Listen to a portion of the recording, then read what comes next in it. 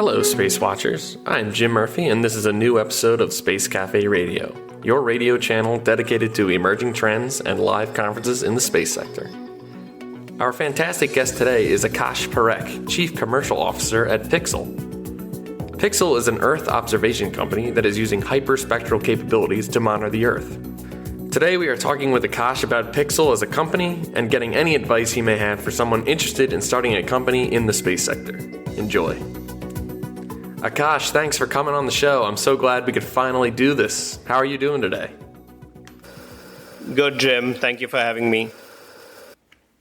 So Aakash, I guess we'll start from the basics. Can you tell us a little bit about Pixxel, what they're doing, what their mission is, and maybe a little bit about your role as well at the company?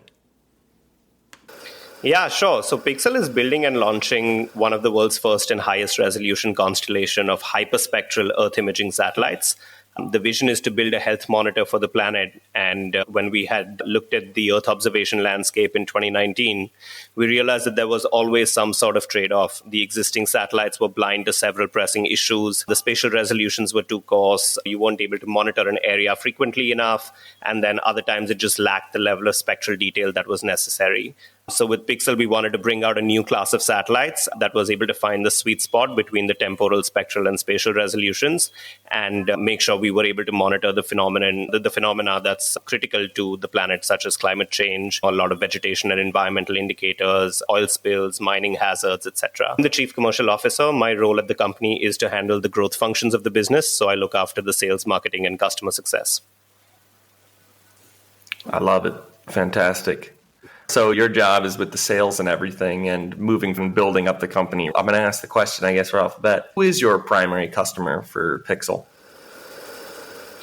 Well, we have a few categories of customers. So we have enterprises, so the big oil and gas companies, the mining companies, the agriculture companies, the environmental organizations. These end up being mature organizations that have in-house geospatial teams that are able to process Earth observation data and mine insights from it. So if they have that capability in-house, then they're a direct customer for us. We also work with downstream analytics companies. These are the ones that specialize in creating derived products from multiple Earth observation data sets, and they typically have an appetite for hyperspectral. They service the industries directly by selling the various insights and products from the Earth observation data sets. So they could be crop yield estimation modules or crop health trackers. Oftentimes they could be methane analysis or greenhouse gas analysis. So we would be the raw material or the data set, the primary data set that they would use as an input to come up with those models.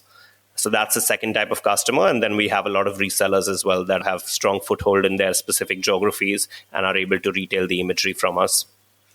Finally, we also have the government as one of the largest customers. So there are several applications there on the environmental side, on the agriculture side.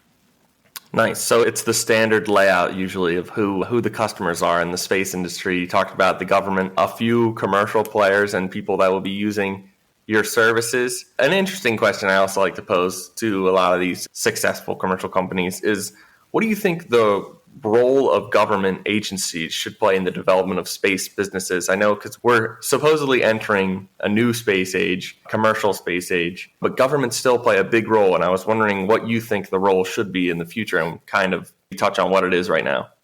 Yeah, definitely. I mean, other than being a massive customer, also has a role to play in being a big enabler in catalyzing the progress that private sector companies can make because they're nimble enough to be able to build and launch constellations quickly.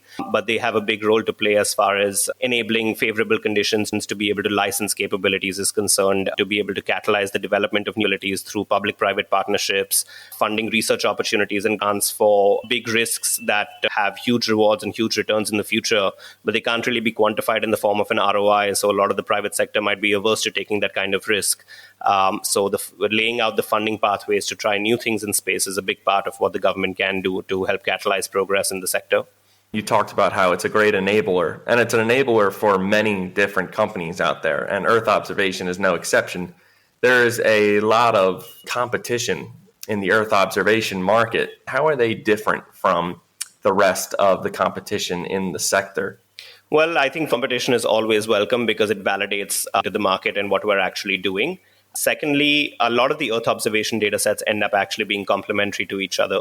So oftentimes there is not one silver bullet. So hyperspectral, for example, which is what Pixxel does, can be combined with synthetic aperture radar or high resolution RGB data to be able to solve a lot of use cases that either one could not solve in isolation.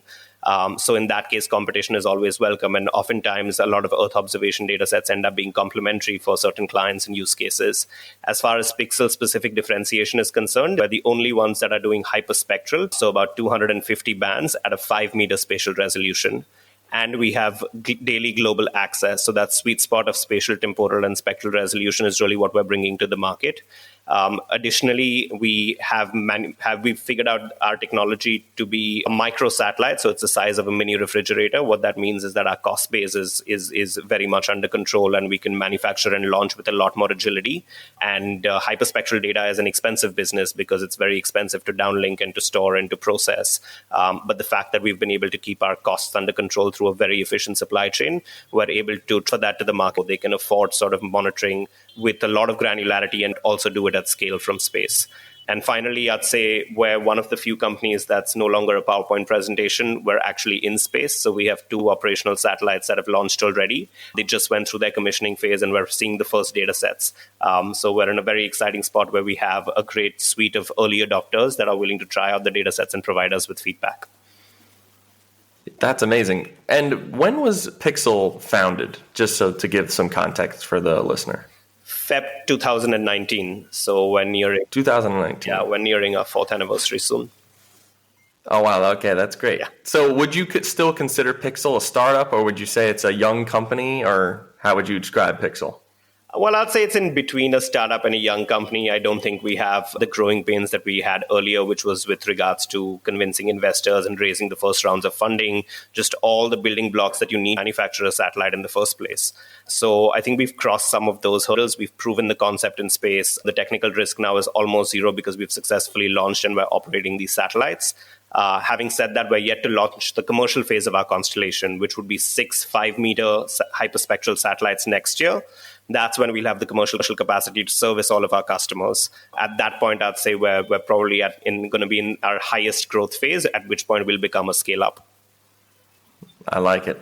So the interesting thing, you talked about how you've been able to keep costs down because you have a very efficient supply chain. And one of the things that has been disrupted all around the world in the past 3 years is the world supply chains due to the COVID pandemic, and then a little bit more recently, the war in Ukraine. Has that affected the business at all? Has the turmoil on Earth been something you've had to navigate, or has it almost been a way that you've been able to double down and keep the company going strong? Well, I'd say it's been a blessing and a curse. It's definitely as far as our timelines were concerned. We were expecting to launch a lot earlier, but there were natural delays due to the pandemic as far as raising funding was concerned, but then also being able to source and ship parts right from different parts of the world because the global supply chains were hampered. So all of those led to things moving to the right a bit as far as the launch timelines were concerned.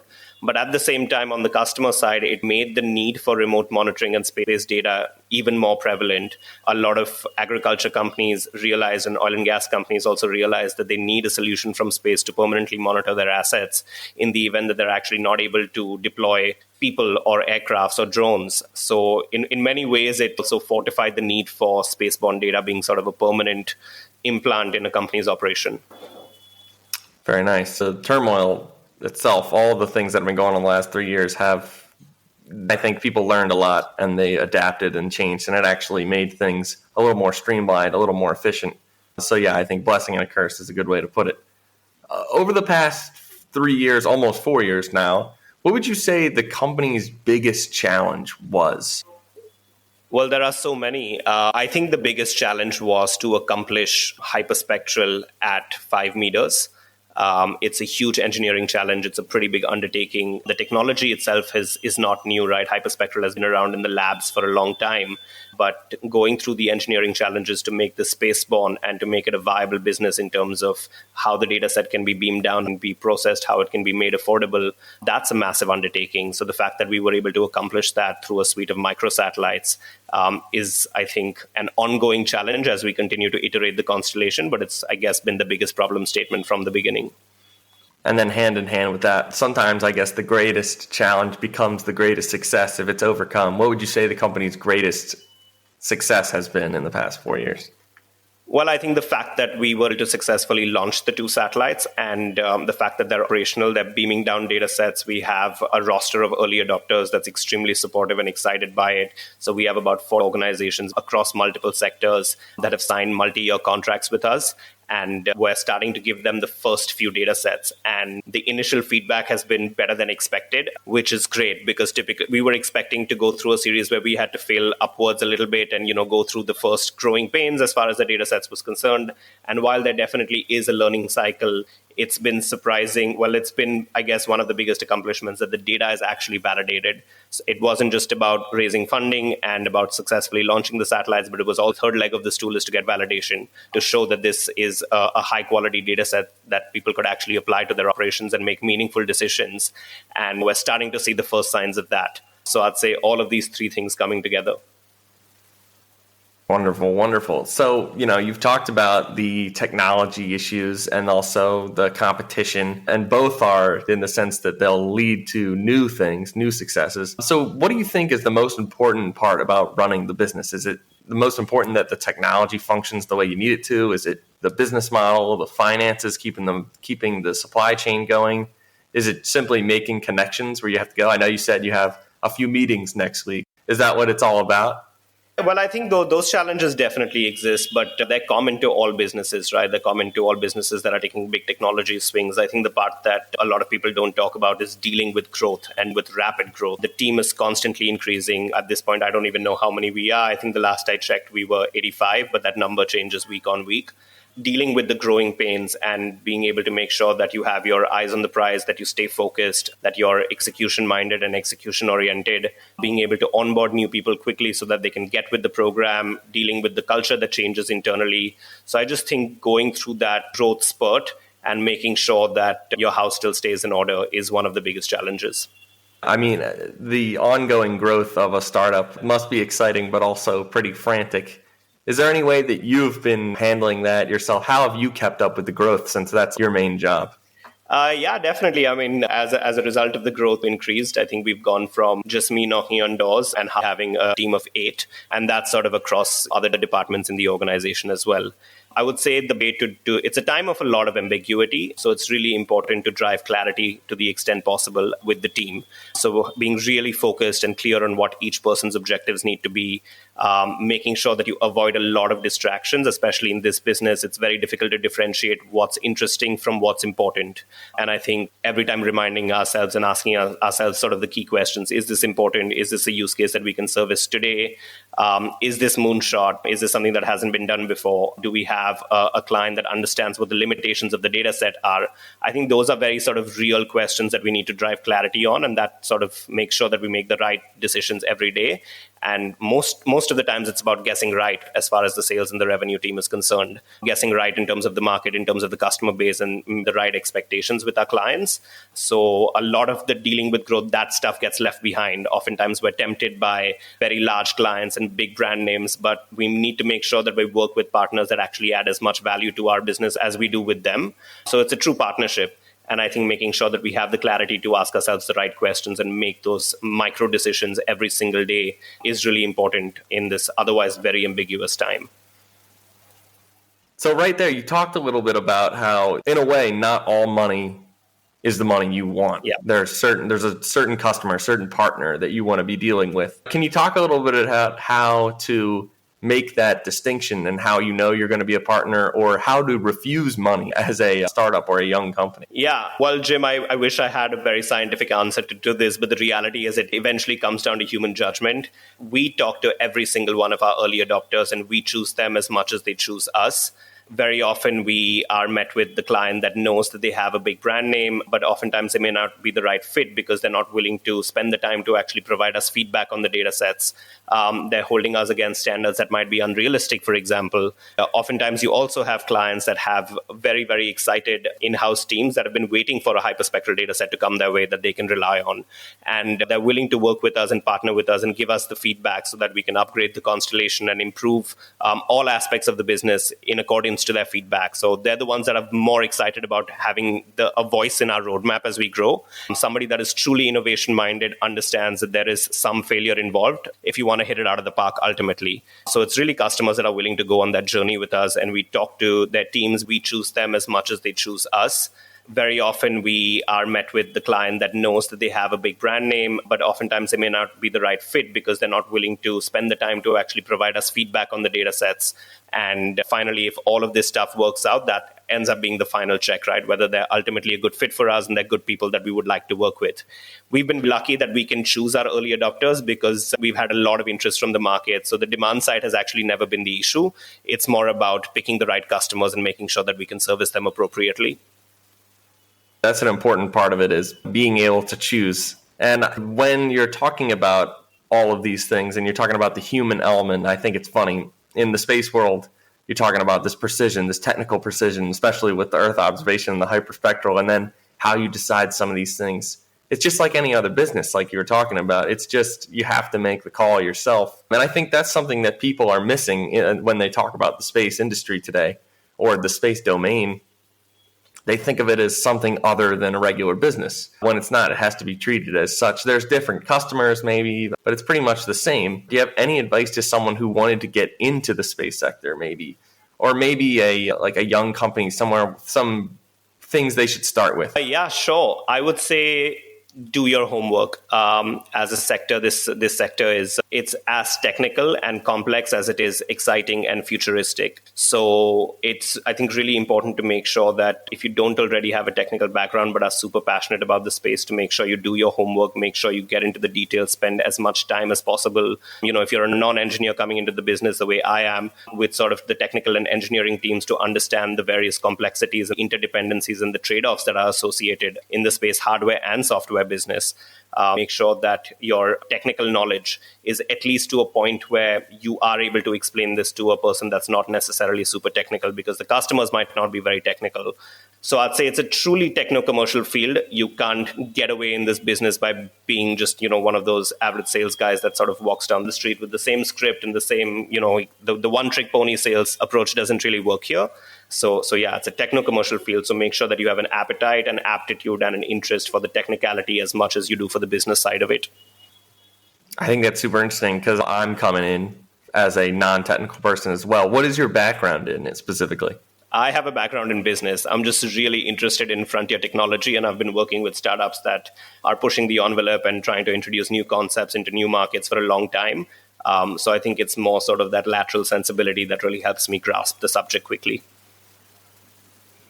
That's super interesting. Now, a couple times here, you've mentioned downstream and upstream, and I know there's midstream. Could you go into a little bit about what those mean? Maybe give some context to the vocabulary? Sure. So upstream in this case would be the hardware player. So we're the ones that, so Pixxel, for example, manufactures the satellite, and we're responsible for delivering the data set. That data set will be geometrically corrected. So that's sort of the path that we take. When we refer to downstream companies, analytics companies in our context, these are the companies that are taking that data set and they're actually converting it into insight, finally be used by the end customer. So we would, for example, an analytics-ready data set with a lot of detail and all the good information that they need, right, to be able to understand how that farm is performing in terms of the biophysical and biochemical changes in the crop, look at the stress levels, being able to look at health of the crop in general. And it's eventually up to the downstream analytics company to actually convert that into insight that a business can use. So they would convert it, for example, into a yield model, or they would start looking at making predictions on the harvest date or the stage of the crop. So those sort of end analytics products are what the downstream organizations take care of. As an upstream player, we take care of the hardware, and we're responsible for generating a data set that can be seamlessly used by the analytics partners. It's functionally defined differently in every sector, right? So I was just able to summarize the core activities in our context, and that's why we're upstream. Aakash, thank you so much for coming on the show today. It's been a pleasure. I'm glad we could finally do it. It's been awesome. Thank you, Jim. This was super fun. Cheers. If you want to keep an eye on the space industry, visit our website at www.SpaceWatch.Global and subscribe to our newsletters. And of course, don't forget to become a Space Watcher. I'm Jim Murphy from SpaceWatch.Global, your independent perspective on space.